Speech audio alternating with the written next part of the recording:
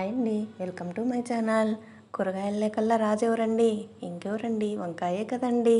దాన్ని కొంచెం వెరైటీగా చేసుకొని తింటే ఎలా ఉంటుందండి? సూపర్ ఉంటుందండి. కొత్తిమీర ఉంటే చాలండి. వంకాయలు సన్నగా కట్ చేసుకొని ఒక మిక్సీ తీసుకొని ఒక స్పూన్ కొత్తిమీర, 4 పచ్చిమిర్చి, ఒక కొత్తిమీర కట్ట తుంచి వేసుకొని మిక్సీ పట్టుకోండి.